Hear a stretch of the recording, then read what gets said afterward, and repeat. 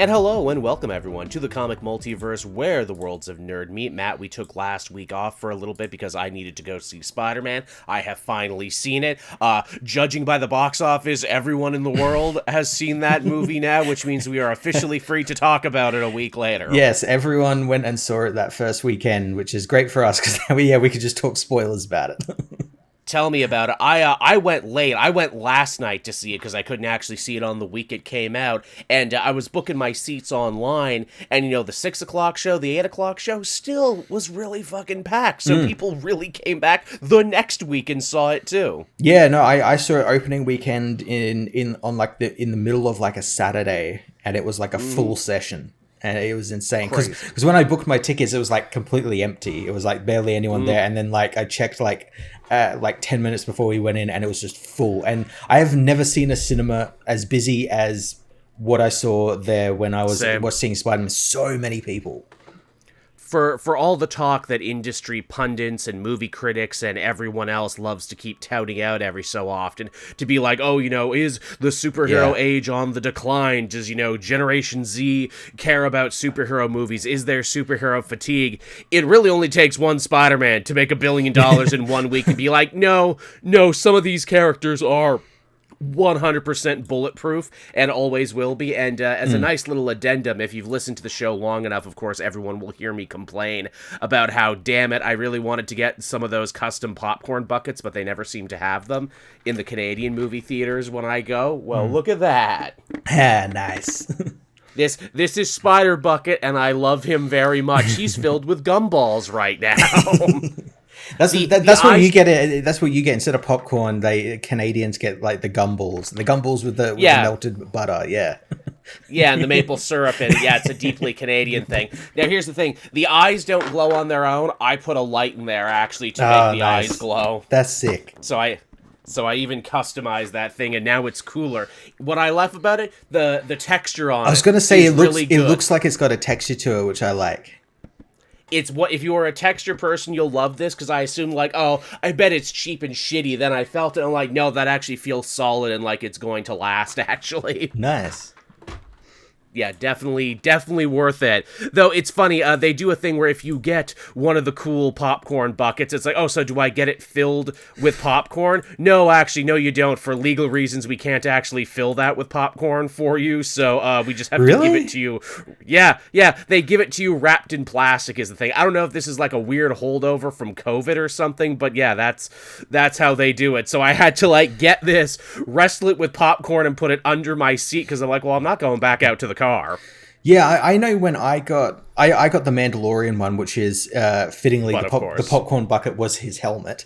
Naturally, I think you did have to pay extra to fill it, and like it came with like a combo or something. I'm not too sure because they did give it to us in like the plastic thing. I always wondered if that was something for like the people, you know, the people that buy like 50 of them because they are scalpers, everything now is being scalped because everything's now speculation market. I always thought it was something to do with that, where it's like, oh, you can buy it, but you have to buy the popcorn as well with it. It might be that too. I know every theater is different. Like, what is it? When I went to, the Galaxy Cinema here in Canada, they let you put butter on your popcorn, though I'm sure it's not butter. I'm sure it's whatever fucking Monsanto chemical butter byproduct.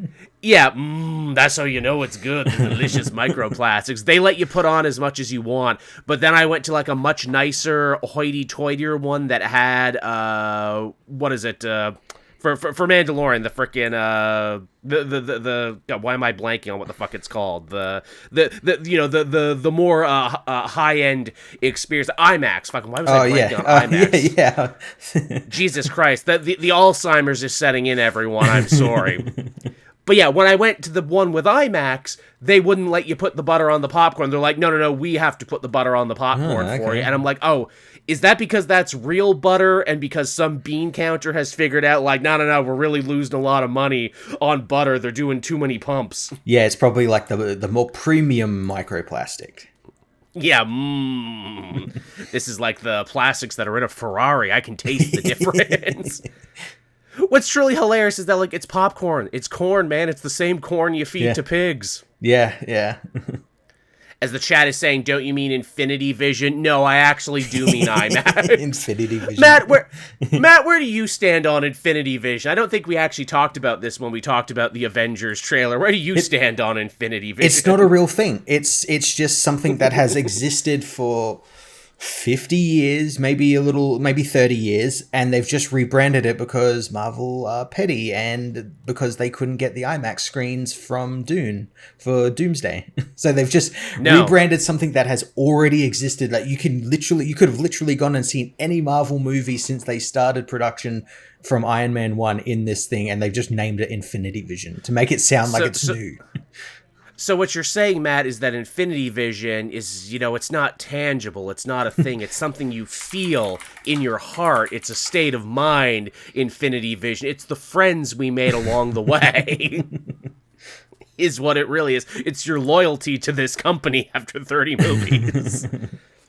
And also, because Spider-Man broke all the records, didn't I read somewhere that they were actually going to try and get a couple IMAX screenings of Spider-Man? I think so. I think they did, because I did hear some places were taking the Odyssey out of IMAX and putting Spider-Man in, because Odyssey's already been in there for a month or so.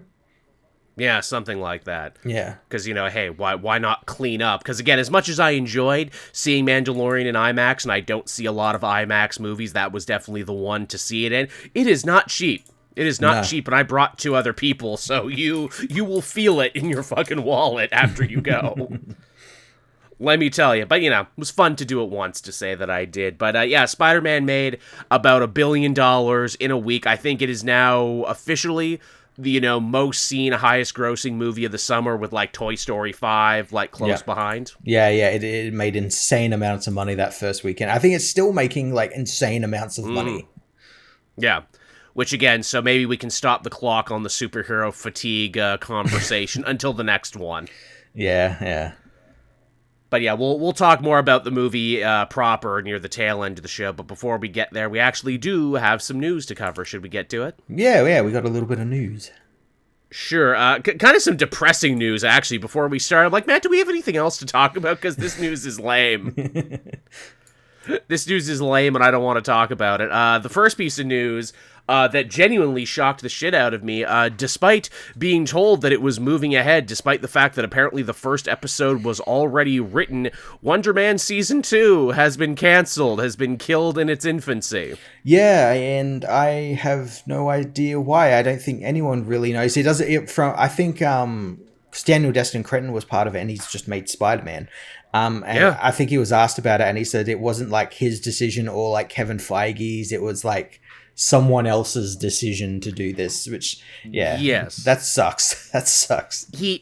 He talked about it because obviously he's doing the press and he's doing the red carpets for Spider-Man right now.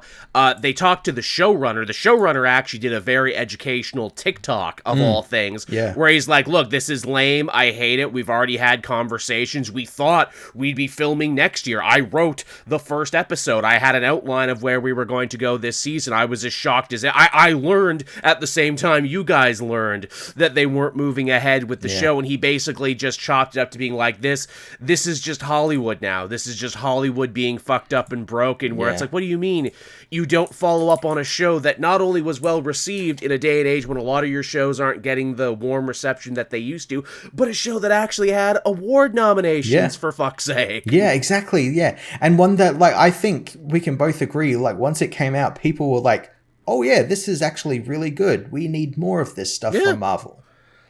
In fact, it was so good, and because Wonder Man is such a brilliant parody of the Hollywood studio system and the ridiculously of making movies and making entertainment in the modern era, and because they had gone so meta before with, on the red carpet for Thunderbolts, Yahya Abdul showed up as, Wonder Man the actor. I'm like, oh, this is marketing, right? Oh, this is a joke, right? This is tying in to the new season. They're being clever about it and being like, oh yeah, Wonder Man Season 2. 2 canceled, Wonder Man Season 2 on the run. I had to keep reading it. It wasn't until Yahya Abdul and a bunch of the other people involved had lengthy social media posts where they're like, no, sorry everyone, this is actually real. I know this is like a joke we would make in the show, but unfortunately it's real. Yeah, no, it sucks, because I was really looking forward to that.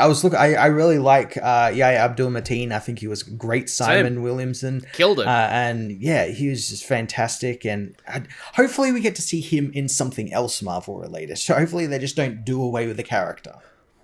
I mean, one would hope now that Daniel Destin Cretton is a made man in the Marvel machine because he has made this $1 billion Spider-Man movie and everything. One would hope that he would keep him in mind for the next project. I mean, hey, if the next Spider-Man movie maybe saw Peter go to LA and meet, Ben Kingsley and meet Yahya Abdul, I'd like it.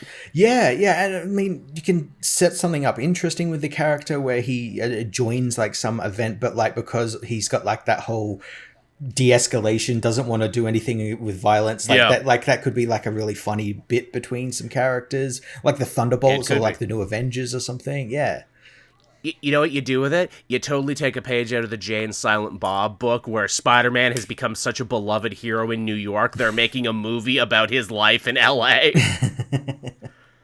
And Peter's like, well, I don't want them to do that, so he goes there. And I don't know, maybe like the director is like one of the other Mysterios or something, because there's always been more than one. Yeah. And then you have like a whole Hollywood caper in LA with Spider-Man and Wonder Man. That'd be pretty cool. That's my pitch. That's my pitch for how you work this all out, because, just so freaking weird and so weirdly timed where it's like, but the show was received and the guy involved, Daniel Destin Cretton, just made you $1 billion. What the fuck did... Yeah, what the fuck does it take, Disney Marvel? What does it take, Hollywood? Yeah, I also think with this being cancelled, they now no longer have any... Well, there is a story we'll talk about a little later on, but like, to my knowledge, they don't have anything in production right now in terms of TV. And I think that was the point. No. They want to... Yes. They've realized that Disney Plus was kind of watering down the brand a little bit. They went a little too hard on it. Their old president was very much like, oh, streaming is the future, and went too hard too quickly on it. And maybe they stretched themselves a little too thin. They heard maybe one too many people complain where it's like, oh, do I need to watch every show now? Oh, the Marvel Universe is homework now because there's too many shows to watch. So I think they did get scared. And if you remember too, Wonder Man Season 1 wasn't even supposed to come out at all. They were very, very close to just not releasing that. So the fact that we saw it at all and the fact that it was a huge hit probably surprised them as much as anyone. And I'm sure they're like, well, shit, we've already planned to, completely reverse course and change what we're doing. So sorry, guys, I guess you don't get a season 2. I guess we greenlit you too early, too.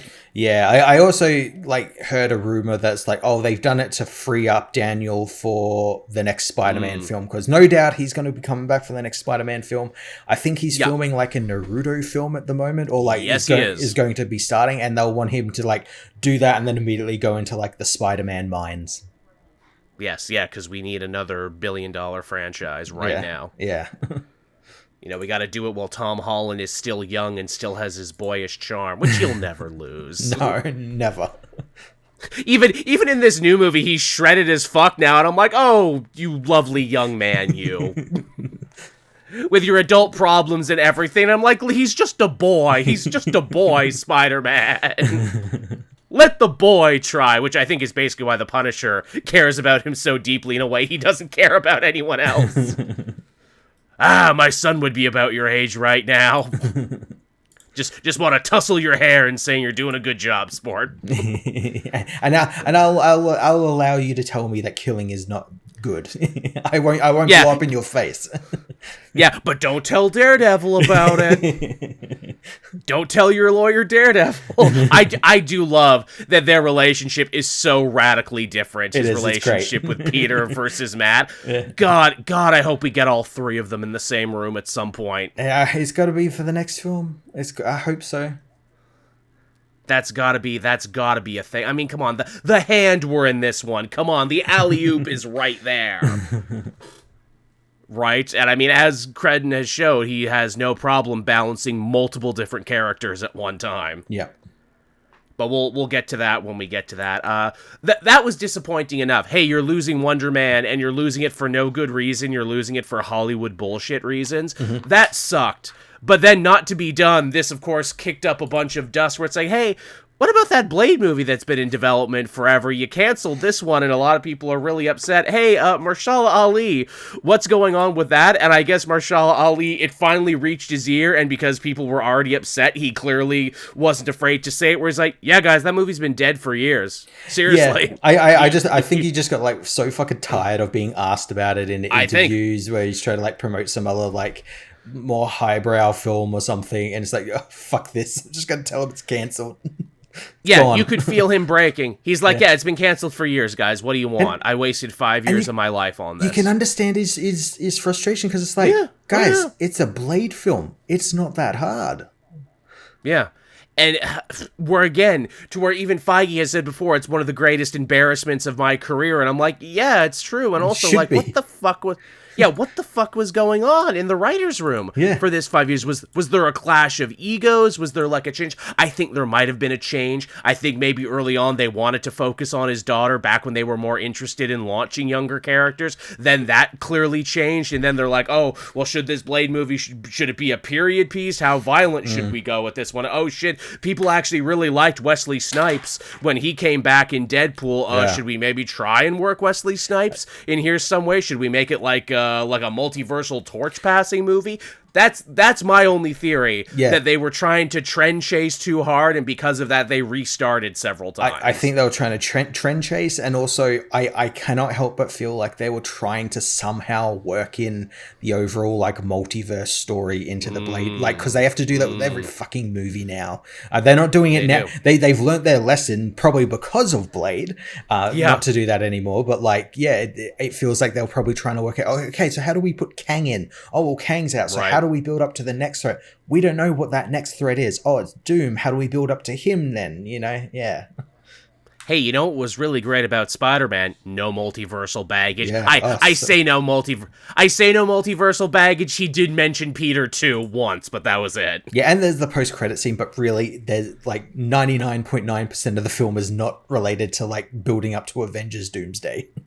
No, it just builds on all the Spider-Man shit that came before, meaning you really only needed to see those Spider-Man movies to appreciate this. And maybe Thunderbolts, too, but that's about it. Yeah. One of the many reasons it worked. But yeah, that fucking sucks. I think Mahershala Ali said, like, yeah, I was in sword fighting training for, like, a long time for this movie, and then we just didn't do... I had to make another movie to justify the sword fighting that I learned. Which is hilarious to me, where it's like, look, well, I'm not going to let my sword fighting skills go to waste. Well, that's just, like, bad. That's like not finishing all the food on your plate. I'm not going to not sword fight on film. Duh. How am I supposed to write the training off on my taxes if I don't do it? I was just about to say, how can I claim this on my taxes if there's no proof that I did it on screen? Yeah, see, look, this is why I got to start making Beyblade videos again soon, because I've started buying Beyblades again. I need to find a way to write it off on my taxes. No, but seriously, though, I found, like, one of those starter arenas and, like, 2 blades from the new Beyblade X, and it was half off. Normally it's $60. It was, like, $29.99, and I'm like, well, I have to do this. So it's just on my kitchen table, and everyone who stops by, I'm like, I'm challenging you to a Beyblade fight, and everyone's done it so far. They're like, okay, I'll give it a try. Because that's what's great about Beyblade. Everyone wants to try it at least once. They're like, okay, hey, that's fun. Yeah. It's an all ages game. It really is. It really, really is. But yeah, so the Blade movie being dead sucks. But, like, is it surprising? No, it's not. It's not surprising, but it's also like it is, because it's like the easiest shit ever. It should have been the easiest shit. And they brought that out to Comic-Con. Yep. They were so happy and so excited. They had an Academy Award winner tied to one of these, and they couldn't make anything happen with it. Yeah, I wonder if this is also kind of sullied Marvel with a lot of those, like, caliber of actors now, because they've just seen, well, if they're going to fuck him around. They fucked him around at the height of his, like, Academy Award winning fame. So, like, yeah. Yeah, do I want to do this if I'm just going to be asked about it endlessly at every press junket for every movie I care more about? And then it also leads to this really unfortunate thing, too, where it's like, oh, so the Wonder Man show is dead. Yeah. And the Blade Project has been dead for longer than any of us knew. Yeah. And it doesn't seem like Monica Rambeau is going to be in this new Avengers movie, despite the fact that she seemed to be the bridge between that and X-Men. And basically a bunch of other things like, oh, and you're bringing back Steve and maybe sidelining Sam. And it looks like, hey, Marvel, you are not treating your black actors and black characters very well right now, are you? Yeah, I do feel like there is... I don't think it's intentional. I think it's just like a big load of coincidences. But like, yeah, when you put those coincidences together, looks bad. This is bad for your brand. This does not look good. Again, I hope to fuck you're not doing it intentionally. I hope this isn't some weird reactive, like, well, fascism is on the rise, and, Trump says he's going to run again for 2028. So, in our terrified state, Disney, Marvel, we've decided to stop putting black faces on anything. Yeah. Which is especially fucked up because, again, it's like, hey, an Asian man just gave you $1 billion on this new project in a day and age when that seems harder and harder for anything to do. Yeah. And he did that, sacrificing doing Shang-Chi 2 to go do a Spider-Man thing. By the looks of it. But yeah, that looks bad, feels bad. Bad news all around for the week, but not to be left out in this. DC Warner Brothers was sure to come in and like, hey, us too. We also canceled Booster Gold, everybody. I don't think it's fully canceled. I think it's undergoing restructuring at some point. So I think it definitely could come back, but yeah, for intensive purposes, it's not coming out anytime soon. Yeah, that was the one that Kumail Nanjiani was attached to, right? Well, I think that was just rumors, because I think everyone was just like, because he was like, I think hanging out with James Gunn or something. There was never never any concrete theories about that.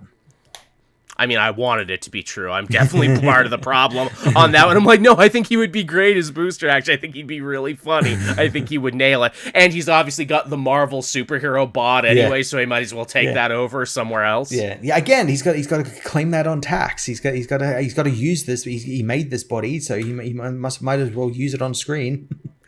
Do you have any idea how much chicken and rice I have to eat to maintain this? All of it. I walk into a Trader Joe's and I'm like, give me all the chicken. I need all the chicken. I haven't even looked at a carb in years. Which is funny, because if you listen to his last stand-up special, he basically confirms just that, where it's like, yeah, I'm the only person who ever got bullied in Hollywood because I got in shape. Big, yeah. Yeah, because I was a nerd and everyone bullied me for it. And you know what? I'm going to keep this, but I'm not going to go back, just despite all of you that made fun of me. I could go back to it. I love cake, but I'm going to deny myself cake because fuck you. That's why. And I'm like, oh, that's a shame. We made Kumail feel bad, everyone. I like Kumail. He talked about in that special, it's like, and then Eternals came out and everyone still made fun of me about it. I'm like, and you were really good in it, too. You were, yeah, he was. Kingo That's was great. deeply unfair. He's great. He's the only one who showed up in a What If, and he was really good in that. That sucks. I wanted more Kingo in things. I really did. But I digress. And again, because he's an actor, he could have shown up in Wonder Man Season 2. See, we got robbed that. We got robbed that, and that's absolute bullshit. But yeah, so Booster Gold might be dead, might be alive. It's dead alive right now. Yeah. I have to wonder, too, maybe after Supergirl, maybe they're also retooling some stuff where they're like, okay, maybe everything doesn't get to be a movie now. If we made Peacemaker into a massive success on television, maybe some of this stuff should be 8 episodes. Yeah, well, I thought Booster Gold was meant to be a TV show. I think it is, too. Yeah. Or maybe they're thinking like, okay, or maybe Booster Gold's not strong enough on his own to hold this up. Maybe we should put someone else in there. Yeah, team him with someone. Like Blue Beetle, I mean, that's right there. The Blue Beetle guy is coming back for Man of Tomorrow, so, Yeah, that's right. And he has an animated series that's also kind of in limbo at the moment. Yeah, I think that's still coming. It's just not. It's probably a ways away. They probably want him in Man of Tomorrow first, bring him back, and then have the animated show. Which I think that's always what it should have been. Blue Beetle was built to be an awesome kick-ass cartoon. Yeah, exactly. Yeah, a Sentai cartoon. Yeah, basically, yes. That's absolutely what it should have been, and I think a Blue Beetle show would absolutely rip, because you can do stuff with the Reach, you can do his other villains there, you can get fun cameos in there. Yeah, yeah. I mean, shit, Christopher Smith is a big part of that Blue Beetle Keith Geffen story that everyone loves so much. Yeah, yeah. I mean, that cameo writes itself with, like, John Cena pulling up in some shape or form. Yeah, and I'm sure he'd love to do that. I'm sure he would, too.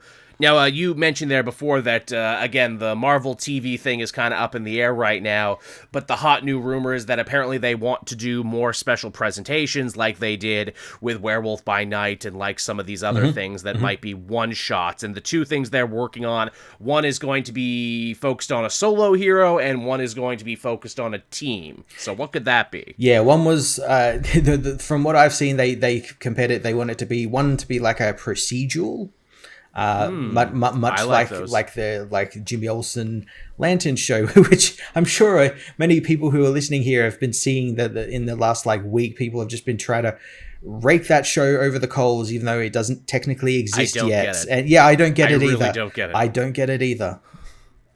Yeah, what the fuck is the anger? Is it because Jimmy Olsen is too cool? Is that why? It stems from the fact that I think people just think that all of these comic book movies and TV shows have to be the big characters and everything. Right. Where it's like, well, Jimmy Olsen is a big character. He had a 100+ issue run that ran for almost a decade. His book introduced DC to Darkseid, Intergang, Cadmus, Bruno Mannheim, all these characters who are still around and still used to this day. So he's not some like one-off character who appeared, you know. He's an integral part of the Superman family. Yeah, there's a lot of meat on that bone. Shit, watch My Adventures with Superman this season. It's 90% Jimmy stuff, all the stuff they're pulling out. Yeah, yeah.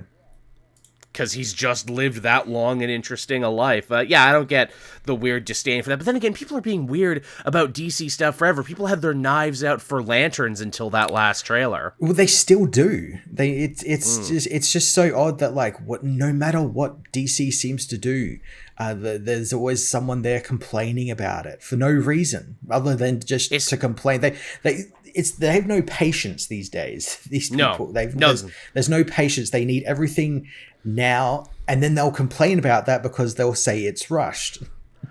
Yeah, how dare you show a trailer for Lanterns and not have space or flying, or at least as much as I wanted. Yeah, exactly. They're holding that back for the show, guys. Yeah, it's like, they can't put it all in the perfect example of this, of why I think trailers are giving away too much. That trailer they had for Violent Night 2 came out this week. Yes, and it's the whole film. Yeah, super excited for the second one. I'm like, MJF is in this. This is going to be really good. And then I watched the trailer, and yeah, like you said, Matt, I'm like, I feel like I've seen the movie now. Yeah.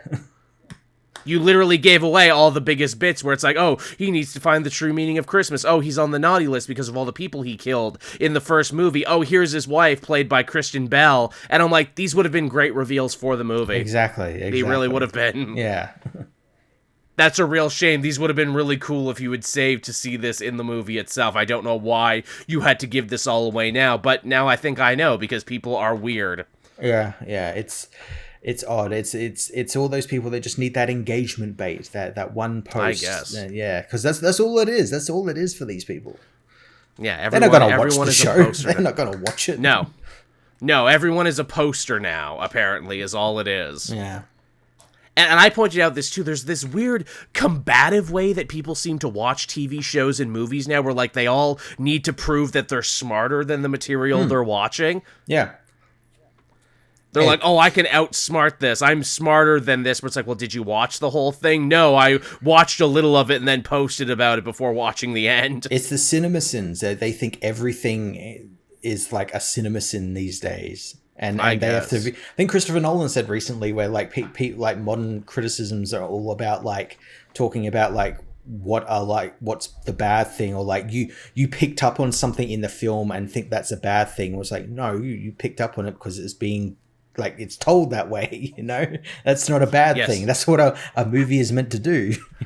Yeah, how did it make you feel, though? How did it affect you on an emotional level? How did it pull the levers of your humanity?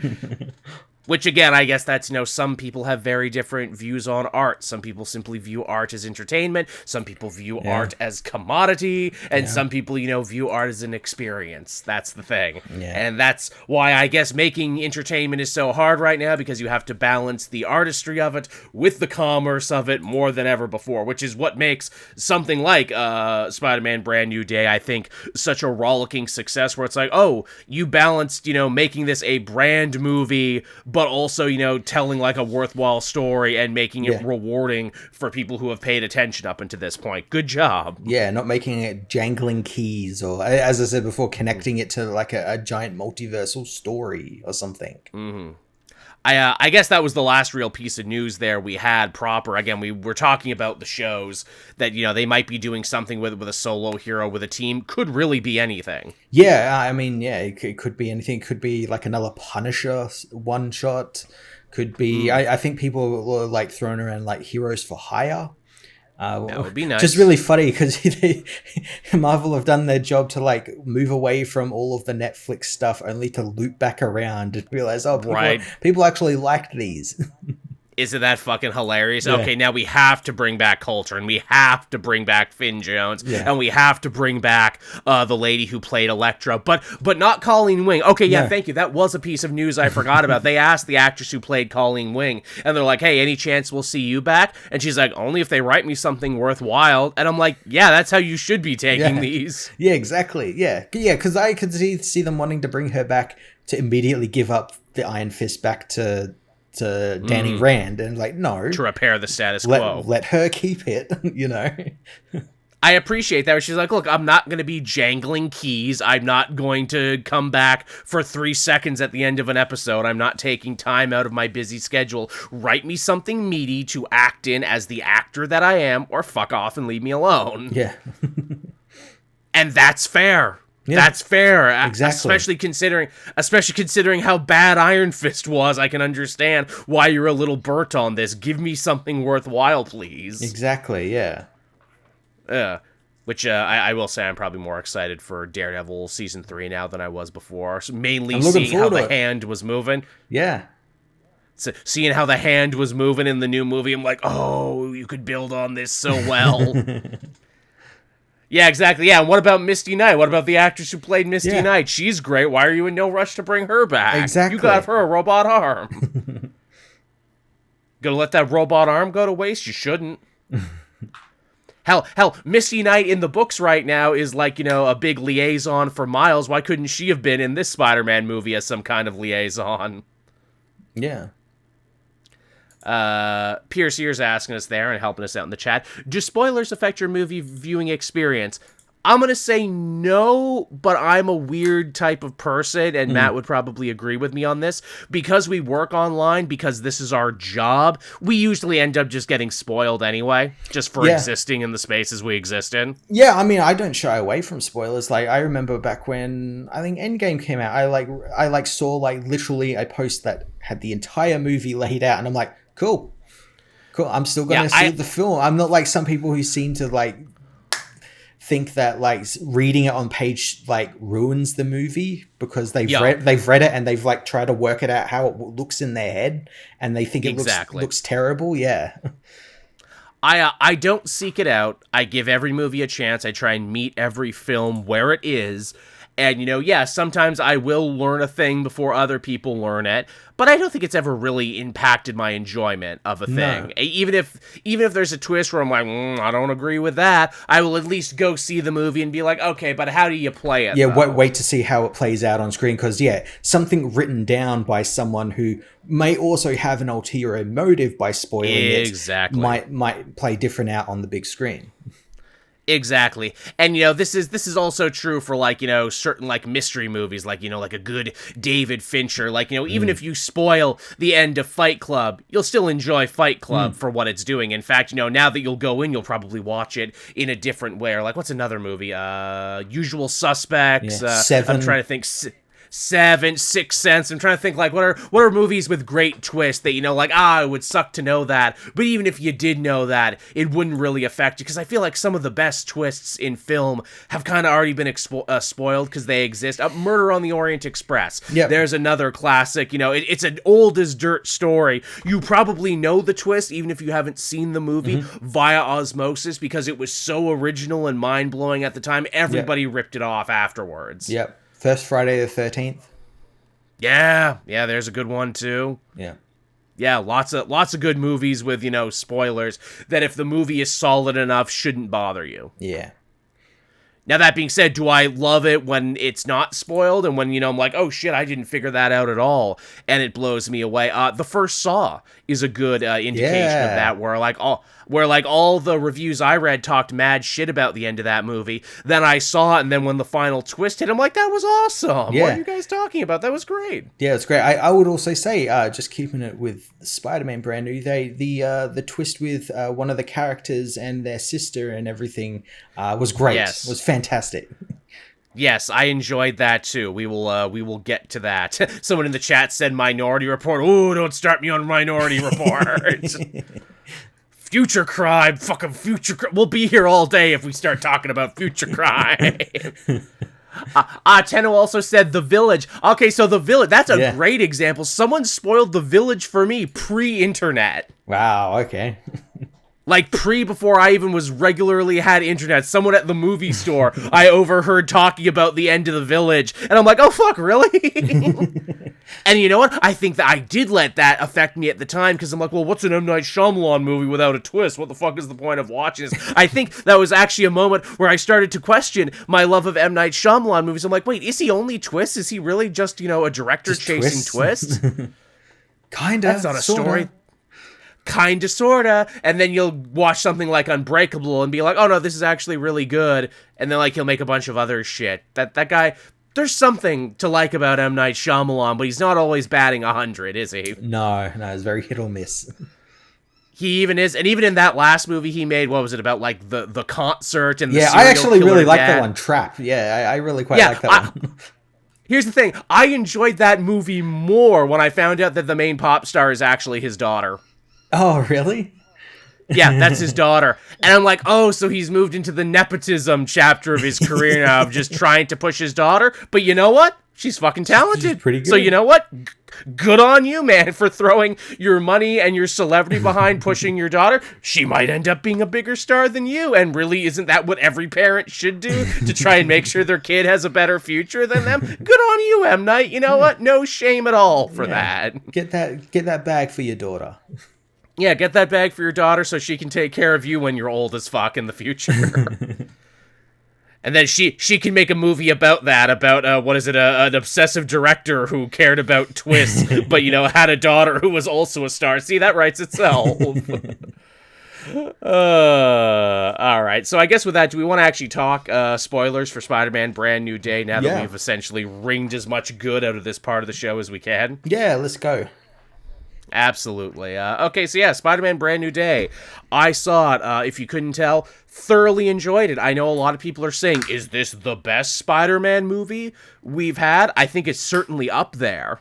I think it is, because I think, obviously people believe Spider-Man 2 is the best Spider-Man film, but I think it's this really one good. Captures a lot of what I like about modern Spider-Man. Whereas Spider-Man 2 captured that early 2000s, 90s Spider-Man era stuff. This one's the more modern stuff. Yes, one could argue that, when it comes to spiritual accuracy, where, in accuracy to the spirit of the source material, this one gets it better than just about any of the other ones did, because it's finally what people had been complaining about forever. It's I just want a street-level Spider-Man who struggles with money and tries to be a good guy and tries to be a superhero, even when doing so completely sabotages the other side of his life. And, if Spider-Man is up, Peter Parker has to be down, and vice versa. versa. It definitely nails that part of it, and Absolutely. it nails it within like the first 5 minutes of the movie. Hey, Spider-Man's the biggest hero New York has ever seen. He's cleaning up crime. Oh, Peter Parker is isolated and depressed and in one of the worst places he's ever been. He's only ever Spider-Man. He's not Peter Parker. He's not doing anything. He's not, going to school or anything. He's hiding out in his asbestos-ridden apartment. Yeah. And like, that's great. And then Cretton and the writing team goes the extra mile to be like, okay, well, let's really explore that. Spider-Man's loneliness and alienation. We're going to make that the theme of the entire movie. The lack of community, the lack of connection that people have, and how lack of connection kills the soul and makes us worse versions of ourselves. Peter is dealing with it because he lost his aunt and then he lost his friends. So what does Spider-Man try and do? He's a lifeline for a guy like the Punisher, who is already incredibly alone and isolated. Yep. And at the end, he manages to save the day by defeating the villain, by opening his heart and letting her in, and by using a memory of Aunt May, no less. I'm like, we'll get beautiful. to that. That was a great use of Aunt May.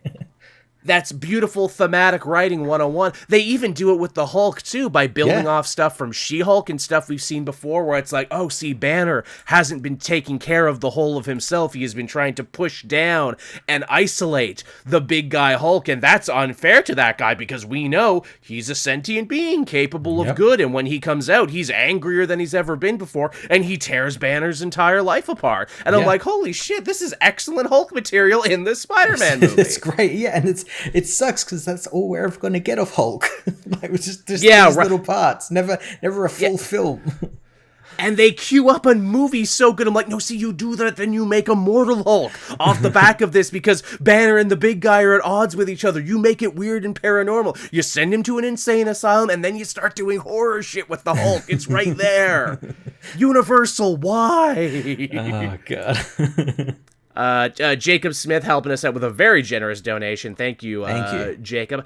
Spider-Man Brand New Day. I hope Jean and Peter don't become a thing. I don't think they will. No. I think they're sending them far apart from each other. I think they are. I also, because of how other things play out in the story, obviously, MJ, I have a feeling that if Peter ends up becoming sort of a lifeline for the X-Men into the larger MCU, I could see them pulling an Ultimates card and him getting together with Kitty Pryde.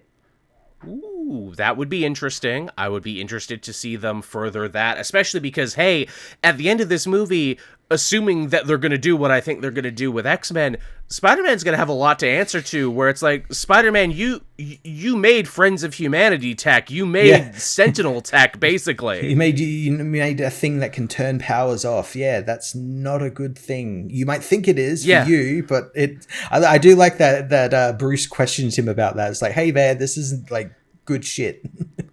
Yeah, that's actually some good moral complexity there. And I'm like, I hope Spider-Man has to answer for that in a sequel or an X-Men. Because, they perverted your tech. And here's another thing. I feel so dumb now, because obviously the twist of Jean being the Sadie Sink character, where it's like, I have to eat crow on this one, because it's like, okay, Internet, you were right on this one. The most obvious one was actually the correct answer. What I didn't see coming, though, is like, oh yeah, she's the villain, but she's actually justified in what she's doing. It's Damage Control who are the bad guys. And I feel even dumber, because the main Damage Control guy, his name was Bill Metzger. And I'm like, William Metzger, an X-Men villain from back in the day, of course. In fact, the name Metzger is actually the name of like a real famous like white supremacist criminal in the States. I think Carl Metzger was his name. It's why he's the X-Men villain. So the second that guy showed up and he's like, oh, I'm Agent Metzger, I'm like, that's the bad guy. Good guys aren't named Metzger in things. That's why. I think like Fallout 1 or 2 does that too, where like there's a white supremacist villain in that also called Metzger. So if you ever see anyone in fiction called Metzger, they're always the bad guy, and that's why. And to have Damage Control be the bad guy is so interesting, because it happens so slow and organically. Obviously, we had seen Damage Control in a lot of the shows and in a lot of the other stuff, and they were antagonists, but I struggled to call them villains because they were just such big ball fumblers every step of the way. Agent Cleary and them, they were kind of schmucks. They were kind of losers. They got beaten by She-Hulk. They got beaten by children. Yeah, I would say like it wasn't really until like Wonder Man that we saw them like, oh yeah, they're starting to like go into like more evil territory, just like spiriting people away that may have powers, might not be good guys, you know. Yeah. I feel like it's one of those situations where the allegory for whatever damage control was supposed to be when they started changed over time, where it's like, oh, they're going to be our new S.H.I.E.L.D. answer now is what they're going to be. They're going to be, you know, kind of antagonistic to the heroes, but their hearts will ultimately be in the right place. Then by the time you get to Miss Marvel and it's like, oh, well, they're going to be a stand-in for the American government and the spy machine that went after mosques and real Muslim people in the day. Oh, shit, I guess you can't come back from that. Okay, so in this new movie, they're just ICE, is what they are. They are a masked, militant, semi-governmental agency that runs around kidnapping people off the street for, like you said, do you have powers? Do we suspect you have powers? Well, we're kidnapping you now. And we can just do that now, because this is America. Yeah. And nothing matters anymore. Yeah, and we're just allowed to do that because we have no oversight. Yeah. Isn't that great? We can just do that. The president just hires his friends for jobs they aren't qualified for. And he has a bunch of his bank accounts closed for money laundering reasons. Yes, that should be like a Watergate level scandal, but we're just not going to talk about it. Yeah. We're just going to move on. He'll just berate a reporter who brings it up, and then everyone just moves on for some reason. Again, if you were a regular person, just for a quick diversion here, if you were a regular person who had a bank account closed for money laundering reasons, that would ruin your whole fucking life. You'd probably be in jail. Yeah, this guy gets to have like 100 or so closed and still gets to be president of the United States. Yeah. The system is so fucked. But yeah, Spider-Man. But yeah, so Spider-Man there, yeah, he's living his life there. It's rough. He's fighting a ton of villains. They got that out right of the way. You know, we said that this movie isn't jingling keys. They do some amazing references and deep cuts, and they get them out of the way in the first 5 minutes. Yeah, they say, okay, this is what everyone wants for their TikToks and their videos. That's out of the way. Now we have 2 hours of movie where we can actually do something with the character. It reminded me, it was very James Bond, it was very Indiana Jones, where it's like, we're going to do all this up front. The cold opening stuff, yeah. Yeah, we're going to get this out of the way up front, so, you know, you're nice and sat now, as we tell what really ended up being a more deeper, more personal human story than they've ever told before with Peter Parker. Yeah, it's why I think it's very much like like the modern comics where like there's many stories where it's all about Peter and all about like how he's dealing with being Spider-Man. Very. We get Jean DeWolf, which I was not expecting. That's super cool. They worked in Jean DeWolf, and she's older and happier and has children. I'm like, I guess she didn't meet Stan Carter in this universe, huh? I guess not. Look, Jean, if you meet a guy named Stan, fucking run. Run the other way. Yeah, which actually I thought to myself, I'm like, damn, you know what? Stanley Carter, the Sin Eater, he would be a great villain for the Punisher in this universe, wouldn't he? Yeah. Oh, yeah, he would be. Frank, we gotta clean the filth. We gotta eat the sins. Hey, buddy. Hey, calm it right the fuck down. I mean, what's the difference between you and me? Kind of nothing. Which is making me look back on myself and what type of person I am. Like, everyone in this movie gets, like, such a fun, interesting arc. Obviously, Spider-Man gets a great one. Jean gets a great one. Hulk and Punisher, surprisingly, get arcs in ways that I was really not expecting. This might be my favorite version of the Punisher, which is a hilarious thing to say after, One Last Kill. But this is the most complete version of the character we have ever seen, the most three-dimensional. It is, yeah. He actually has some, like an actual character arc that isn't just he learns to not kill and everything. And I also really like that he just shows up. Like, I was wondering, it's like, oh, we're going to have, like, the reveal where, like Peter stumbles onto the Punisher, like, going after, like, Jean or something, or... No, he just, like, turns up. They have a pre-established connection. Maybe it's an adventure we might see one day, maybe not. Who knows? Yeah. It's very Black Widow and Hawkeye talking about their mission that we never saw. Hey, what happened in Staten Island between Spider-Man and Punisher that endeared themselves to each other so deeply? It's such great, utilitarian writing, because it's like, no, we don't need to tell the story of how they first met. No. They met, and they're good guys, which means they're friends. That's all you need to know. this is the relationship they have settled into. And yeah, it's a beautiful arc for Frank where, yeah, he just doesn't learn the same goddamn lesson over and over again. Where it's like, maybe I should kill for more, higher ideals than what I'm doing. This is, maybe my, war on crime is not a great idea because innocent people like my friend Spider-Man can be hurt because I'm way too fucking aggro. Yeah, I shoot before asking questions. Oops. That was bad of me. My bad. Jacob Smith helping us out again in the chat. This should be Wolverine Origins movie B. Or I think he's saying that this is like what a Wolverine origin movie should be. I mean, yeah, I hope that creatively they take a lot of reference from this thing here and being like, yeah, you know what? You can have those great little comic moments and he can tell a story at the same time too. You don't have to do one or the other. No, you don't have to keep relying on those key jingling things. No, absolutely. So yeah, the big thrust of the story is that, Peter Parker, he's changing, this isolation is getting to him not just mentally, but physically too. The arachnid part of his DNA is starting to supersede the human part of his DNA, and he's freaking the fuck out, and he has, organic web shooters now. Yeah, because the arachnid DNA outweighs his human DNA, and it makes him grow spinnerets and stuff. I was really, really hoping, and I have a feeling they were gonna do it, and they got cold feet at the last minute. But I was damn sure that last time where he undergoes, when he's fighting the Hand in the prison, 100% he was going to change into Man Spider. I am 100% certain of that as well, Matt. And I believe if this was true, they asked Tom Holland about it, and he said, yeah, we considered it, but I backed out at the last second, being like, this character is, like, beloved by children, and maybe we shouldn't have a Wolfman moment with Spider-Man. The 90s cartoon did it, man. Did it, right? Yeah, come on. I say that, and then also the theater I was in had like a little 3-year-old with his Spider-Man doll, and he was a little fidgety every moment Spider-Man wasn't on screen. And I had that thought too. The children yearned for spider body horror. They yearned for the man spider. Look, Tom Holland, if you don't scar the children now, then they will have to be scarred by real things.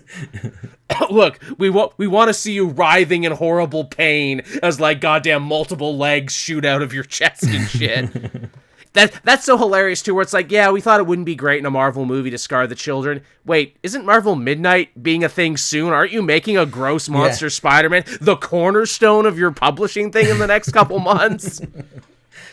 Jesus Christ, guys, pick a fucking lane and stick to it. It feels like Spider-Man comics, like modern Spider-Man comics, where it is very much like, pick a lane, guys. Come on. Yeah, you're backing out of all these amazing storylines because you're getting cold feet at the last minute. Yeah, what do you want to be? But yeah, you get your Boomerang, you get your Tarantula, you finally get Michael Mando as the Scorpion, and we actually got more Scorpion than I thought we were going to get in this. Yeah, he was kind of like the secondary villain for a lot of, like, kind of thrusting the arachnid Peter side of the story forward, because he ends up getting the absolute shit kicked out of him when Peter turns. Boy, does he.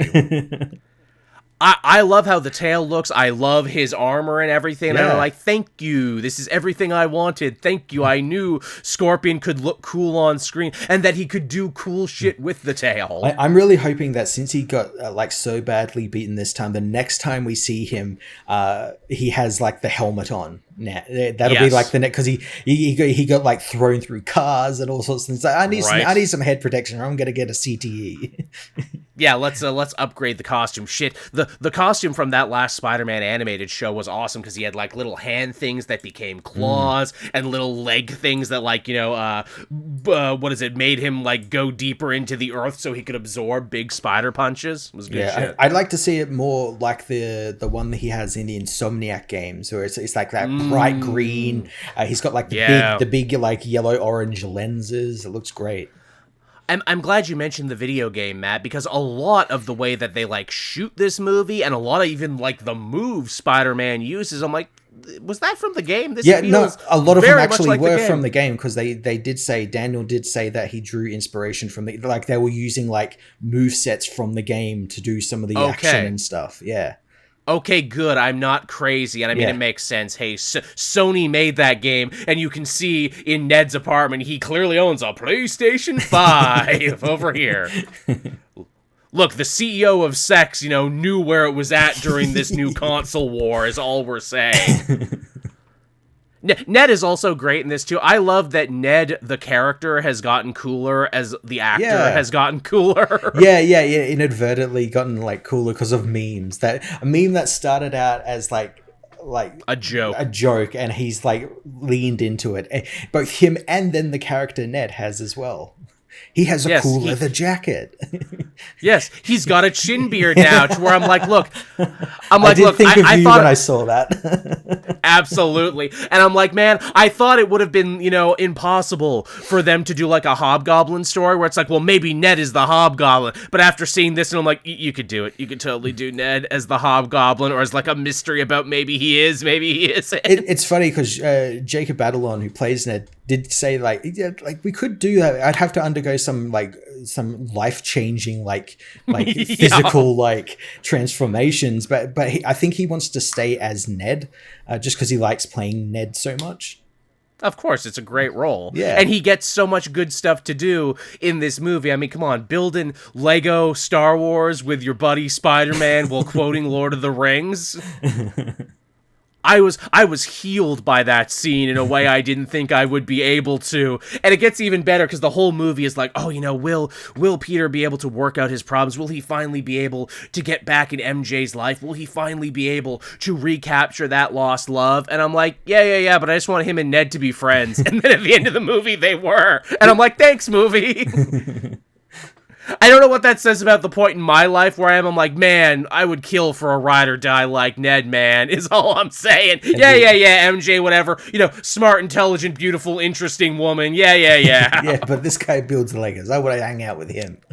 Yeah, but he builds Legos and owns a PS5 and has a Naruto wall scroll. Did you see his Naruto wall scroll? No, I didn't. No. He did in the background. I'm like, oh, Daniel Destin Cretton, you're planting seeds right now, aren't you?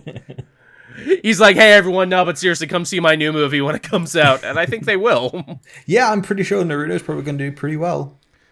Probably. I thought it would have been impossible, but then, I saw that One Piece show, and now I've seen this, and I'm like, fuck, I think he might actually do it. Might be able to do it, yeah.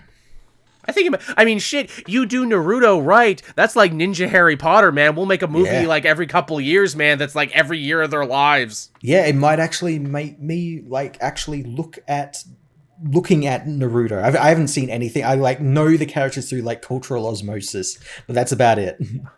I watched, I guess, the first, handful of episodes on television back in the day when it aired on Canadian television. I remember I watched, all of the Zabuza arc, which is, one of the first couple arcs there. I think I watched it up to, the Chunin exams, and then it gets weird. I've watched more Naruto than you think I might have actually watched, but I have. But, yeah, there's definitely shit there. Brandon just helping us out with $5. Hey, man, rock on with your bad self. Thank you. Thanks. But, so that's great. Ned is great. Zendaya gets, way more to do in this movie than you think she actually would. She gets some...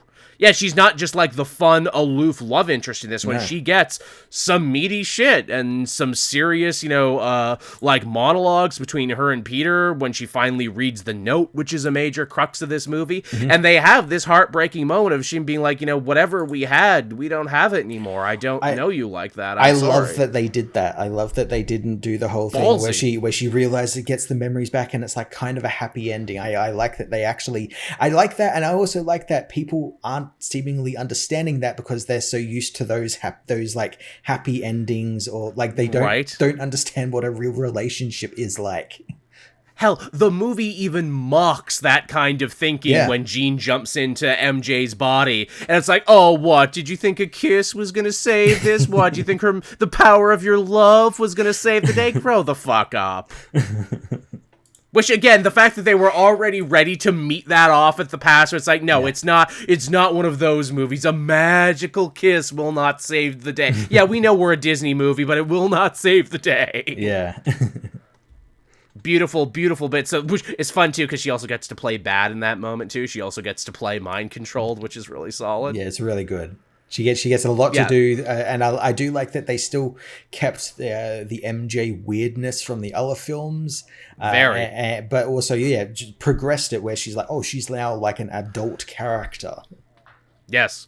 Get some good back and forth with Frank to even, like, the Punisher being like, yeah, I can see why you like her. Yeah. That's fun. She, like, notes his family and everything. And I had, like, this whole thing watching those scenes where I'm like, well, obviously Bernthal and Holland are good friends in real life because they did multiple movies together just recently. They appeared on Hot Ones together. And he's, like, like, the sweetest guy in Hollywood. Everyone likes him with his, like, non-alcoholic beer and, like, his famous, drag dance performance there. And Bernthal, where every new thing I learn about him is horrible. And I wish I didn't know the things I know now about Bernthal, to where I'm like, okay, Zendaya, young, rich, intelligent black woman whose boyfriend in real life is her boyfriend in the movie, who is now hanging out with Bernthal. How do you feel about him? It's so odd, isn't it? Just because every time Bernthal plays the Punisher, he's doing the exact opposite of what John Bernthal is doing in real life. Right. And like, how has nothing like rubbed off on this guy and he's realized like, oh, hey, like maybe I am wrong. That's what did my head in when he did that interview for One Last Kill, and he's like, oh yeah, this film project belongs to all the cops and armed service members who keep the Punisher in their hearts. And I'm like, you are dumb as fuck and you didn't get this, and I don't think I like you anymore. I mean, I like your roles, but as a person. And then like he's like, Real Ones podcast where I talk to real ones, including, supposed rapist Shia LaBeouf and everything. He's a real one and I'm a real one. Which also, too, for the record, he is not a real one, John Bernthal. I figured this out just recently. Do you know his parents are rich? Oh, that doesn't surprise me. His dad was like a big, high-powered lawyer and everything. I'm like, oh, so this blue-collar everyman thing you're doing is also a role. You're playing John Bernthal. That's interesting. How about that? He really reminds me of there's I think it's Cole Hauser from Yellowstone. How like since being on Yellowstone, he's gone like full like, I'm a cowboy. I'm a guy who lives in... Right. And it's like, motherfucker, you were in Good Will Hunting. You were fucking Matt Damon's brother in Good Will Hunting. You were playing a Bostonian. Fuck you. He's become the Mask. He's gone too deep in the role. Yeah, I feel that's what happened. Brandon, how did you feel about Jean in the movie? Really enjoyed her, and enjoyed her more than I thought I was going to, from the initial shock of, oh shit, I guess the internet was right. I guess she is the quote-unquote villain of this movie. But they give her just enough to really explain her actions. I was amazed they brought in her sister, Sarah. I'm like, oh yeah, Sarah is a character from the comics. It's just she basically has no powers, and because of that is rarely ever mentioned or used. Yeah, and here they kind of meet that off at the past with like, she had powers, but then she also died.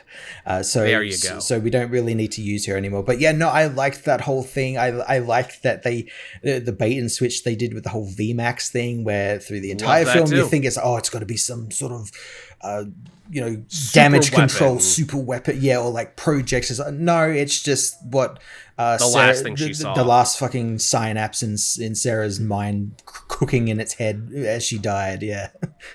Again, keeping with the themes of loneliness and isolation, she literally died alone in an isolated room. Oh, fuck. That was what sold it to me in the movie, where I'm like, oh, this is what it's all been about. Your big thing you need to find. People have been calling it a MacGuffin, but that's not fair. That's not actually what it is. No, it's not.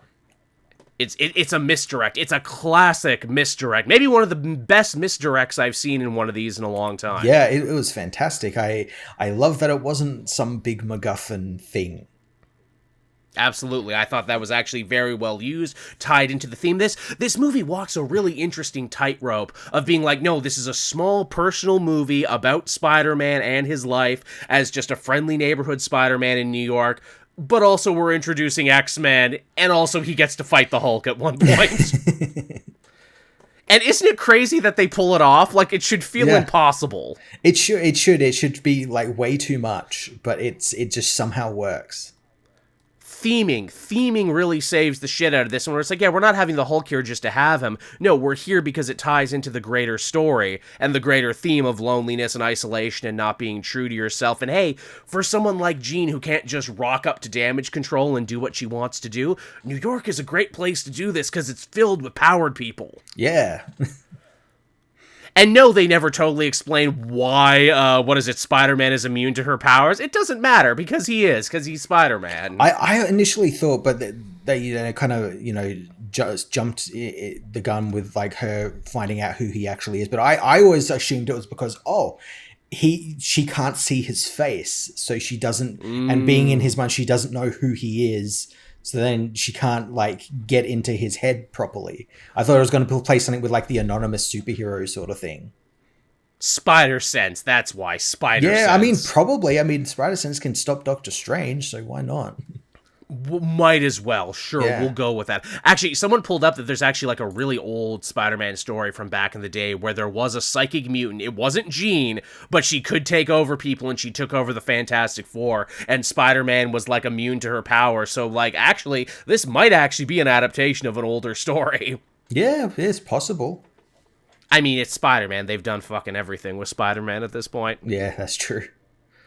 They've done everything with Spider-Man. But yeah, Jean, very interestingly utilized in this, especially as they plan to use this, I'm sure, as the seed to plant, you know, the great forest that will be the X-Men. And I'm sure you've seen people complain online, Matt, where it's like, oh, they made Jean too evil in this. Oh, they made Jean too, too irredeemable. And I'm like, well, no one really got killed who weren't also damage control bad guys who sucked. And if you think like, oh, she's out of control, she's misusing her powers, geez, it's almost like what they really need is a school in upstate New York to help young mutants deal with these abilities so this shit doesn't happen. Also, you got to think of it as like you're seeing all this happen from basically Spider-Man's point of view, where like he would think that like this sort of stuff maybe is kind of wrong, but also that like the X-Men as well. It's like, sometimes they do kind of go off the chain a little bit every now and then, you know, look at like the Krakoa era and stuff like that. It's like, this does happen in these comics.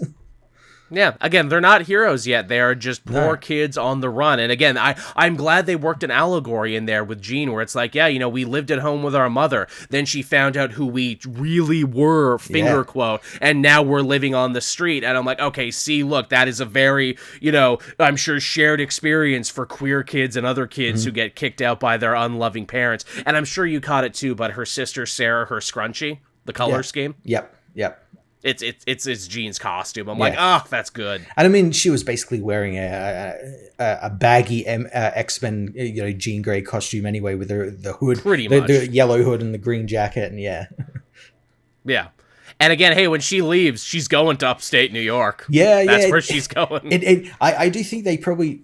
I mean, I'm two minds. I'm glad they didn't, but at one point, I'm like, maybe just like put a line in there saying, like, why are you going to upstate New York of all places? Like, just I need to see a bald man. We know why, but like, it's an odd thing to like, we're going to escape New York by going to upstate New York. I need to see a bald man in an old mansion. Is that a euphemism? No, actually. And it's like, okay, so if Jean is this young too, that also puts us in like a pretty good, frame of mind to be like, okay, how young is everyone else? Yeah, we're finally actually getting like young X-Men, not 40-year-olds. About damn time. This also basically cements the fact that, hey, we're recasting Wolverine. Thank God, about time. Yeah, we're not going to have 70-year-old Hugh Jackman running around with 20-year-old Jean Grey. No, it's okay. He'll come back, only this time he'll be Old Man Logan. He'll survive the universes, and he'll stick around as Old Man Logan. Oh, God. Until you're 90. That wasn't a joke. That was a premonition. That was a declaration. Till you're 90. You're never going to leave this character behind, Hugh Jackman. But yeah, that stuff's good. I mean, there's just so much to like and enjoy about this movie. Swinging. The way they actually do the swinging in this, I had truly thought I had seen it all. That, there's no way that you can, film Spider-Man swinging in a way that, will shock me or surprise me or make me take note. But man, the way they do it in this is truly something to behold. It's the height they get, but more than anything, it's the sound that great. I think really, the sound work on top of this really needs to be applauded, where it's like, if you were Spider-Man swinging through the city, it would probably sound like that. Yeah, it'd probably be loud as fuck. Yeah, it's loud as fuck and kind of uncomfortable, and I'm like, yeah, that's fair. And like, you know, when he's swinging on like a dark, wet day and like everything's hitting him in the face, and I'm like, that's good. That's really good. I loved all the swinging stuff because I'm like, oh yeah, I know, like from set videos, they were actually doing that. This wasn't like, some of it obviously on blue screen and green screens, but like from majority, like we saw set videos of him like swinging down like real streets, and that's the thing I love about this film, where you can tell it's like, oh, this was actually filmed out on location. This wasn't in like some COVID safe sets that they had to build because blue of screen. So they were actually allowed to go do that. And then all the like the practical effects, like cars flipping, a lot of the stuff in the end fight in that prison was actually all like practical people on wires. I saw they did that thing with the camera. The guy was wearing like the camera on his wearing head. it on his head. Yeah, it's fucking great. So fucking. Yeah, for those first-person shit, I'm like, wow, you've actually managed to reinvent the wheel when it comes to shooting Spider-Man, and that blows me away. Hell, even the big fight at the end where it's like, oh, does he fight a big villain at the end? No, he fights like 5 hand guys, and it's the coolest shit ever. Yeah, it's so cool. And I'm like, thank you for using the hand the way they're supposed to be used as elite mooks. And even that should have been a dead giveaway, too, when Metzger's like, oh, yes, and you captured these hand guys. They work for us now. They just needed a new leader. I'm like, I'm pretty sure the hand only served the biggest asshole in the room, so... Yeah. Basically, the people who could pay them, basically. Which also, like, begs a great question, too. It's like, oh, so they're rudderless and leaderless now. Well, we know Elektra is going to be in Season 3 of Daredevil. Ooh, I hope they build on that. I hope so, too, but I get the feeling like this particular group of hand was like an offshoot, because I think Bill makes a point saying it's like these guys were, like, young and needed, like, direction. So it makes me feel like they're, like, the younger hand members that kind of were an offshoot of, like, the guys we see in the Daredevil show. Right, they haven't been fully indoctrinated yet. They haven't gotten their little beast Bible yet. They haven't had to do the blood ritual and, you know, become ninjas filled with sand or anything. Yeah. But seriously, how cool was that fight in the prison there? Great. And they're using state-of-the-art anti-Spider-Man weapons. They're jumping off each other's back. They're crouching tiger-ing and hidden dragon-ing. It feels like stuff from the Spider-Man video games. Yeah, it really does, and it works, and it's fucking sweet. Yeah. I mean, like, just, I can only say nice things about the action in this one, and when Spider-Man takes them out, too, it's so anime, is what it is. Like, I must fully give in to the spider side of myself. Ultra Instinct Ascended Spider-Man Web Tornado. Taking his weighted gi off, yeah. It literally is. And I'm like, this is so cool. It shouldn't be, but it fucking rules. He's breaking swords with his arms and everything, and I'm just like, this is great. I love this. This is so hype. Yeah, I also like that it was a great use of the organic web stuff as well, where it's like, oh, because it's organic, it can get through the anti-Spider-Man weapons, because they used to like the web being made of like some sort of carbonite or something. Yeah. But now it's organic, and then I like how he's able to put the wrists together to create like that plume. It's just really interesting ways to use the web, more so than any of the other Spider-Man ever used them. Yeah, very deeply cool. Lots of new ideas in this. Because again, it's like, you know, four movies in, maybe 6 movies if you count his Avengers appearances. It's like, what do you even do to show us stuff we haven't seen anymore? And Cretton rose to that occasion, said, okay, I have a laundry list of things you've never seen before, and I'm going to show it to you. Yeah. Now, what did you think about Spider-Man having the AI and like stuff? I was fine with it. I'm fine with it.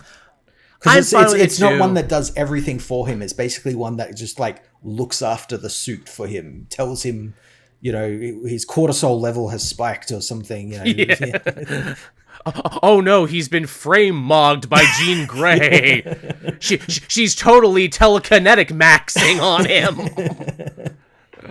Oh no, Tom Holland's been listening to too many podcasts that John Bernthal recommended for him. No, the real ones, no. Yeah, I'm gonna open your eyes, kid. Can we say that too? I will actually give Bernthal some credit on his performance while I'm also shitting on him. He didn't do the John Bernthal head thing once where he touched his head. He didn't do that once, but he has developed a brand new vocal stim that I really could not ignore. Like every other word, he was just... He does that quite a fair bit in his other performances. I loved when he did that at the end where he's posing as Spider-Man, and he's at the window acting like a fucking caveman, it's fucking at the window. It's like, that's John Bernthal under there. That's funny. And that this movie also understood where it's like, yeah, the Punisher can be terrifying, he can be cool and badass, he can also be hilarious, though. Yeah. He can also be hilarious, and he can also be this, like, big brother father figure who probably looked at Spider-Man and said, hey, you're probably about the same age my son would be now if he's still alive. I have a lot of paternal energy that I haven't gotten to point anywhere. Yeah, I wonder if this is going to do anything as well, just in universe, rehabilitate his image for New Yorkers, because he's like, well, you know, he helped Spider-Man, you know, he saved Spider-Man's life, taking him to the hospital, which means we get that Civil War shot where he's carrying Spider-Man's body into the hospital. So does that like end with him being accepted by, or like more accepted by New York? It's going to be a really interesting couple years, because you got this movie, which I think will only serve to make the Punisher more popular than he's been in a long time by greatly softening his image. And then we know in the comics, after Armageddon, they're going to be doing a Punisher event, so Punisher's going to be taking center stage. Yeah. What's Chip Zdarsky's take on this? What does he have to say? And I'm interested. I mean, as I said before, he's probably going to tie it into with like Cap and everything he's been doing with Cap and like despots and people who want to be in charge and stuff. Everything's Captain America run and Avengers Armageddon. So yeah, I'm intrigued. I'm looking forward to seeing what they make of Punisher going forward. Whether he's a bit less like violent or I just don't know what you do with him. Same. He's in a weird thing where it's like you're more popular than ever, but you're also harder to point than ever. I don't know what you do with him while Bernthal is in the role, because I guarantee you Bernthal will be like, I want another special where we basically do one more kill again, and it's even more violent, even though I was just in one of the biggest movies ever and I barely killed anyone in that. Also, hey, thank God his suit didn't have a fucking American flag on it this time, too. Yeah. I'm glad they took that away. Yes. The Great Crane helping us out in the chat. Always appreciate. Love the movie. Took my kid a little too much shit for a 3-year-old. Yeah, this is a little sweary in a way. Now, thankfully, most of it comes from the Punisher. If anyone's gonna be sweary, it should probably be him. But I totally get what you're saying, Crane. There's that. There's also the bit, like, in the Russian bath, which I love. I fucking love that Yelena's office is in one of New York's many Russian baths that are very real. Yeah, I really like that idea. It's like, yeah, I could see a Black Widow doing this as she says in the film. It kind of like disarms anyone who wants to come and see her, because they literally have to be naked. They can't hide weapons and that's a classic thing from the Russian mob. Actually, that's why they always met at the Russian bath to make sure that you're exactly. Viggo Mortensen's in the next stall fighting someone naked. Yeah, naked for his life, balls flapping everywhere. It's also so you're not wearing a wire is the thing too. It's not just weapons. It's to make sure you're not wearing a wire. And I love that too, where it's like, okay, you got to get in the bath too, so we can trust each other. This is how we do it in Russia. Keeps the mask on, and I'm like, did Holland want to do this because he wanted to show how absolutely fucking shredded he's become in the last little bit? Probably. Because he really has. I do know he said he dehydrated himself for that, and he didn't see any change. So he's like, that whole dehydration thing is bullshit. Hugh Jackman is a liar. Yeah, Wolverine's a goddamn liar.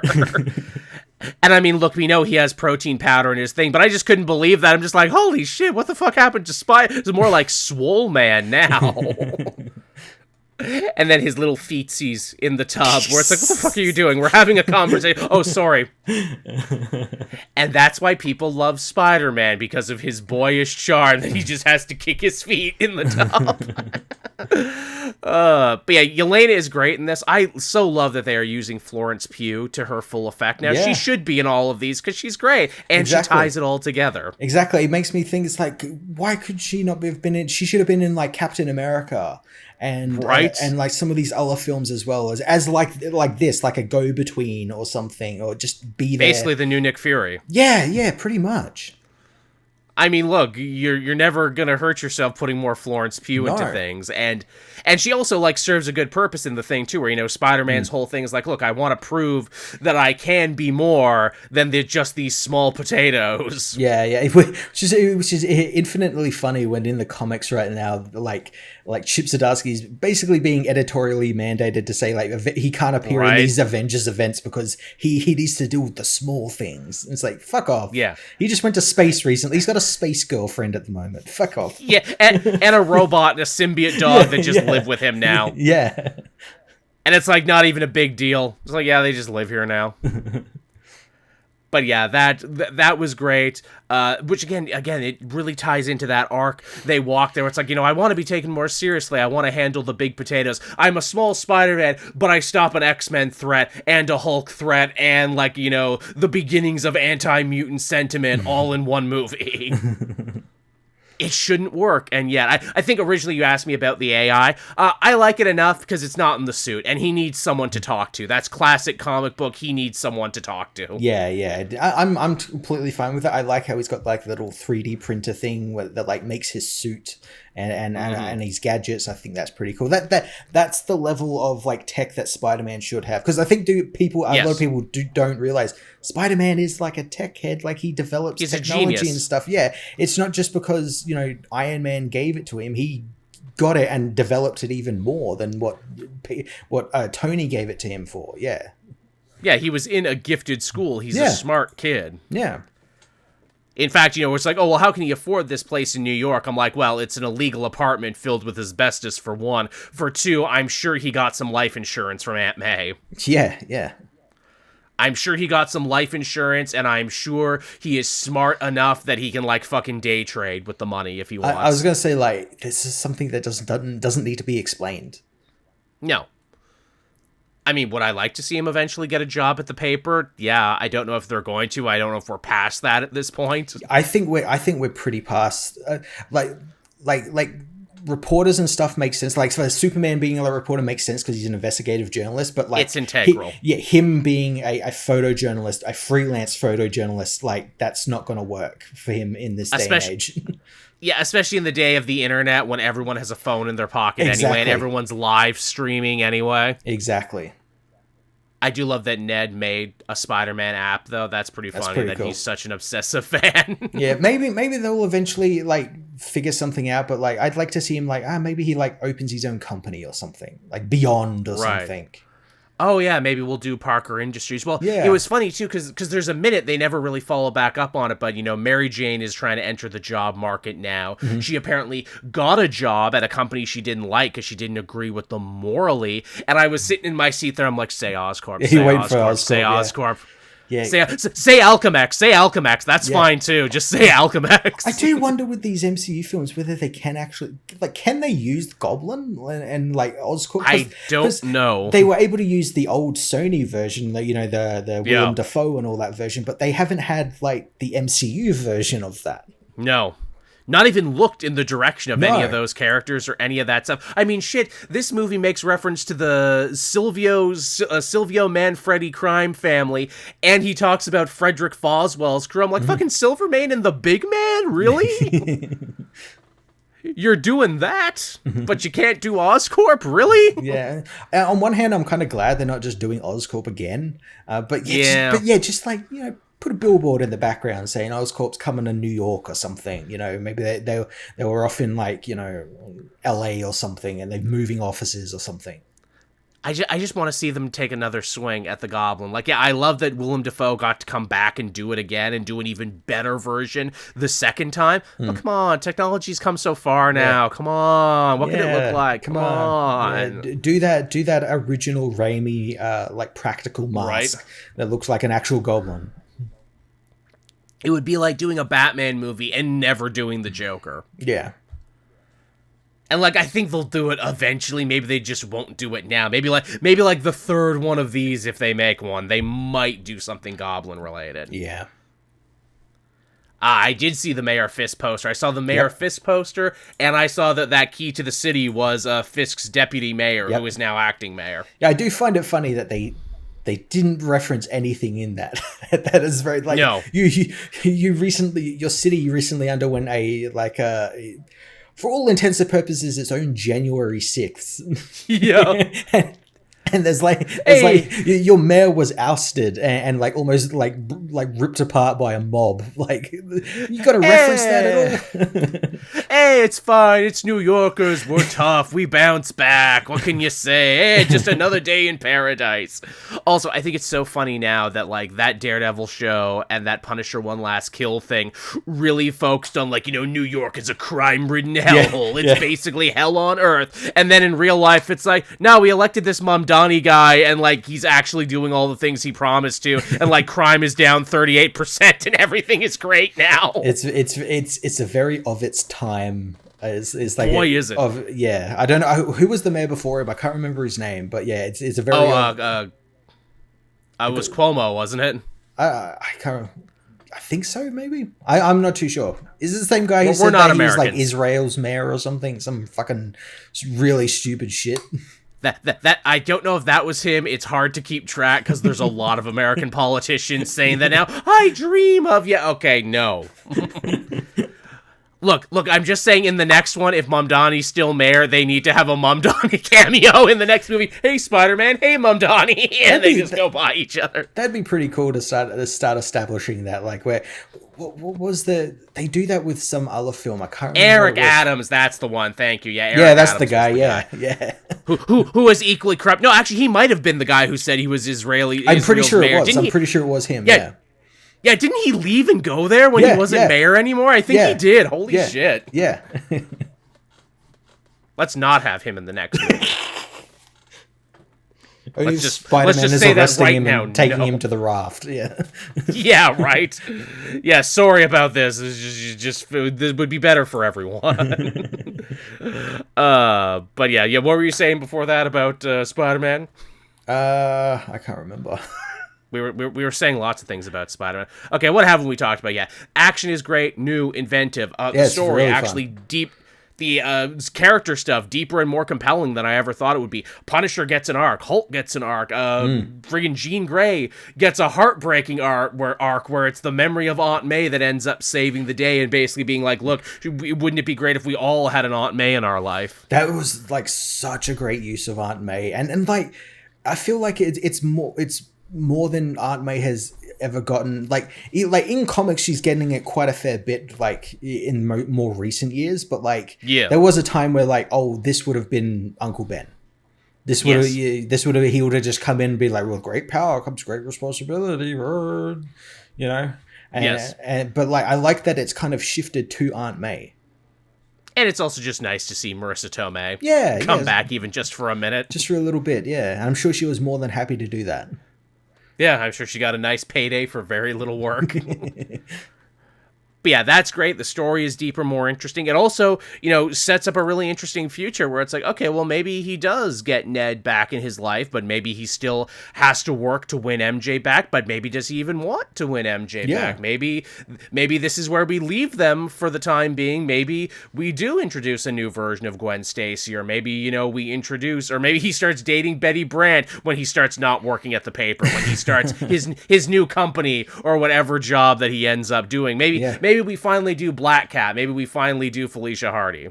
Yeah, I could see any number of them people coming in. I definitely think because how they're setting up with the X-Men, he's now friends with Jean Grey. They're going off to make the X-Men. I'm sure the X-Men will appear in like another Spider-Man film, or Spider-Man will, vice versa. There'll be that relationship. I could see them doing the Ultimates with the Kitty Pryde relationship there. That would be fun. He could be friends with Bobby Drake, and then obviously Johnny Storm, and Matt, you just pitched an amazing movie there. But Bobby Drake is Spider-Man's new roommate. He doesn't know he's a mutant. He doesn't know he's Spider-Man, and then they eventually find out at the end of the movie who each other is. Yes. Oh, that's so good, actually. And then we get Spider-Man and his amazing friends. They're so amazing. That's beautiful. That's actually kind of perfect. I actually love that. And then once he finds out, hey, you're Spider-Man, you built those mutant inhibitors, then like a bunch of the other X-Men from the school show. Yeah, and they just kick the shit out of Spider-Man. And they're like, and we're not a huge fan of these flock cameras you set up all over New York too. That's a hot button issue now. But Batman did it in Dark Knight Returns. Yeah, and we didn't like it when Batman did it either. Because they'll know about other universes now. It's funny that superheroes keep doing that, where it's like, well, it's okay if superheroes set up a surveillance state. It's not like that's ever going to become a thing in real life. Oh, shit. Oh, it has. Oh, okay. Damn it. So they're going to have to write a reason for him to get rid of that in the next movie, I think. A villain takes control of it, like the Tinkerer comes back and takes control of it or something. Ooh, or Smythe. They can do Smythe in the Spider Slayers. Ooh, yeah.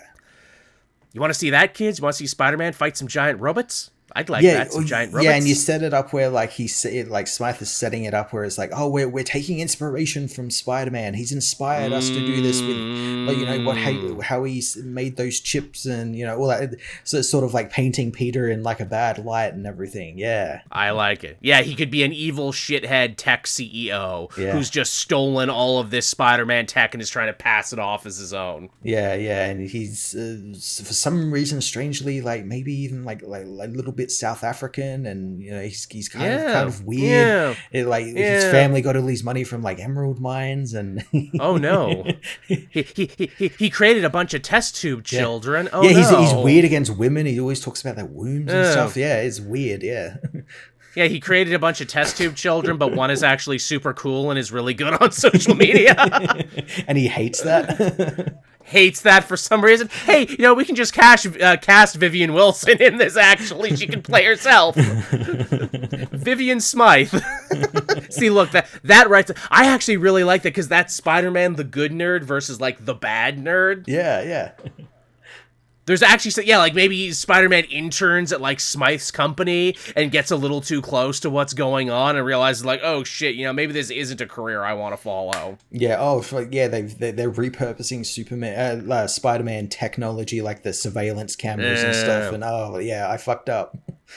Yeah, I gotta destroy all of this now. And so he spends the whole movie fighting the Spider Slayers, who are the personification of technology run amok, right? Yeah. See, that's a movie right there. It's a movie.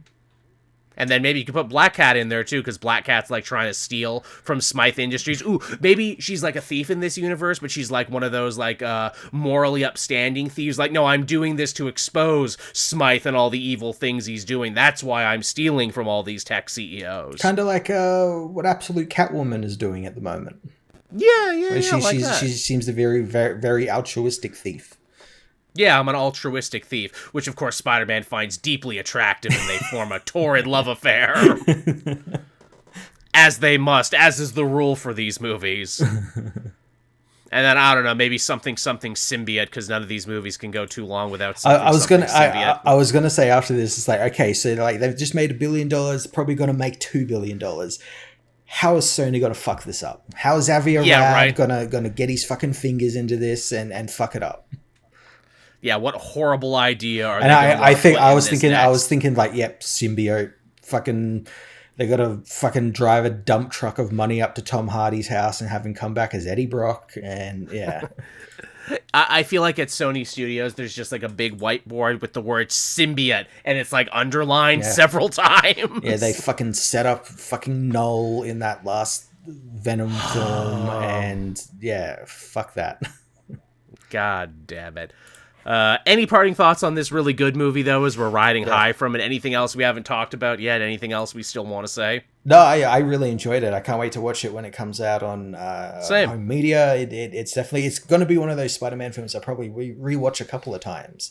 Yeah, it's just really fun. It's a long film, but it doesn't feel like a long film. No, it almost has 4 acts because they have like a fake out third act, and then they keep going for another 30 minutes. Yeah. A good soundtrack. We didn't talk about that either, but there was a good soundtrack. There was, yes. It was very nice. Yeah, good soundtrack, feels like music that a young person like Peter Parker would actually listen to. Not a ton of needle drops, but just enough. Yeah, and the actual score by Michael Giacchino, I like that he took what he did in those last 3 films and like I thought about it, and it feels like the score has grown with Peter as well, whereas this one, it feels much more of an adult take on that classic Spider-Man score that he did in those last 3 films. Very much so. Mike Manhattan in the chat asking us, what do we think of Mary Jane's boyfriend? Nothing. He was a non-entity. He was a non-character. He was a non-character. He existed to make Peter feel bad to facilitate his turn. And he's only into in one the scene. Not Quite Man Spider. He's in one scene. He's played by Iman Estefani, which is great. He's Ezra Bridger. Yeah, I know. Okay, is that where I know him from? Yeah. That was killing from me. The Ahsoka show. Where do I know this guy? Where do I know this guy from? He's just clean shaven in this.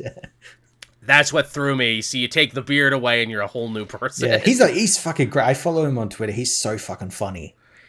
I'll have to follow him. I hope he comes back then. If that's Ezra Bridger, I hope we get to see him. Well, people keep saying that he was playing Paul, but because subtitles or something said, but I don't think he was. I think we never got his name. Even Iman came on Twitter and says like, I don't even know who the fuck Paul is. I'm no fucking Paul. I'm no bum. You know. I don't know what a Paul is. That is good. That's pretty good. Oh, maybe here's another thing. All the other movies had him. No Flash in this. No Flash Thompson in this. Yeah, he's busy playing a pedophile in that new primetime Chris Hansen film.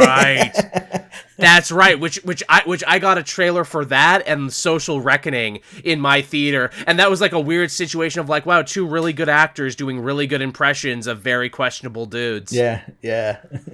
No Flash. I wonder if they could be like priming him to come back in some way as like, you know, Agent Anti-Venom. I don't think they're going to do anything with him. Honestly, I think he's done. I think so too, which is a shame because it's like you could have done something. Yeah. You could have done something with them. But yeah, I mean, beyond that, what is there to say? I think this was a winner. This was one of the biggest winners of the summer. Yeah, I mean, both financially and critically. This is the rare movie that pleased everyone. What is it? Hideo Kojima, beloved video game man, who is becoming one hell of a late-in-life film critic, I think summed it up perfectly, where it's like, you know, in a day and age when, you know, the word brand is as important in your movie as anything else, this one, you know, manages to kind of do the impossible by making such a solid brand movie, but also making, like, a real movie on top of it. Yeah, exactly, yeah. This is what happens when you let, you know, your creatives cook. And you don't interfere or anything like that. You get a close to $2 billion film that everyone seems to love. Now keep doing this for the other ones, please, for the love of God, and also pay Daniel Descartes whatever he wants to come back. And if he wants to put Wonder Man in the sequel, you let him put Wonder Man. You let him do that, and then you let him do season 2 of Wonder Man. Exactly. That's what I want to for the sequel. Peter being like, yeah, I'm such a huge fan of the Wonder Man movie. I really love it. I watched it all the time in isolation. And obviously the character's like, thanks, man. You know, we really put our heart and soul into that one. Yeah. It's a shame the funding got pulled for the second one. Yeah, right, for the sequel. Oh, that's so deeply unfair, you know? No, you know what it is? They made it, but then Alistair Smythe bought the cut for himself and made it so no one else could have it. Oh, God. And that's why Wonder Man gets involved, because him and, his buddy, they need to sneak into Alistair Smythe's vault and steal the dailies for Wonder Man 2. The Wonder Man 1. That's what they do. See, look, you can have that one, Daniel. That one's all yours. Okay, maybe a small cameo for me and Matt as 2 talking podcast dillholes talking about Spider-Man. Because I'm pretty sure a lot of the news talking heads in that were actually real news people from New York. Oh, yeah, I think that's like a thing they do in those films. Where it's like, yeah, they get all like the New York local news guys to just come in and do the film. The cinematography was a real love letter to New York, too, that where the ending credits was just, here's some beauty shots of New York. It's like The Bear. Very much so. Yeah. Yeah, I like that very much about it. But yeah, I guess with that, we can start winding down the show. Everyone, thank you so much for watching and listening. Matt and I didn't have a ton of comics this week. It was a light week. Next week will also be light. We got Kingdom of Zod coming down the pipeline. We've got the first 2 parts of that. Yep. We got a new Absolute Batman. And, the new Miles Morales book starts this week as well. Oh, awesome. Yeah, I was looking to see like what Marvel books I've got this week. I'm like, there's really nothing coming out. Really nothing coming for me. Got the new Miles book. It's going to be hard to figure out how I'm going to put these together. I want Miles to have its own video, but I also want the 2 Superman things to be on its own, so I might do Absolute and Miles at the beginning of the week, even though I'm like, oh, fuck, both of those would probably do really well on their own if I could put those on the thumbnail. Shit. But all right, so thank you everyone for coming and hanging out. Thank you for all the very generous donations. That's super appreciated. Thank you. And, yeah, I guess we'll start winding this one down. As always, you can follow Matt and myself on social media, so you always know what's going on and when a new episode is about to drop. You can check the show out on Spotify. Lots of people are. Thank you for those watching and listening over there. Yeah, it's doing really well. Yeah, and for everyone else, the best way to see the show, short of seeing it live, which is what you're doing right now, is to become a patron for as little as $1 a month. That money helps keeps the lights on, helps keep us going, and it's always much appreciated. Never expected, always appreciated. Yeah, it's always appreciated, and yeah, you guys don't expect you guys to actually give us any money because we're just talking about fucking movies, but yeah, it's always nice. It is, and yeah, obviously I've tried, as with the channel, refresh that I've been doing. I do a special little, 30-minute stream at the end of every month, so if you're a patron, you get that as well. Yeah. And if you show up when I do it, I always usually end up doing it fucking at midnight, because that's when I go to bed anyway. And I'm like, all right, I'm here, I'm talking, if anyone wants to talk to me, they can. If not, I'm just going to be, vamping about what I did that day, but that's an option. You get a little extra over there. Nice. All right, everyone. We'll end this one. Thank you for watching. We hope you enjoyed Spider-Man as much as we did, and be sure to join us again next week when we get to do all of this all over again. Yes, it's going to be fun. All right, everybody. Bye-bye.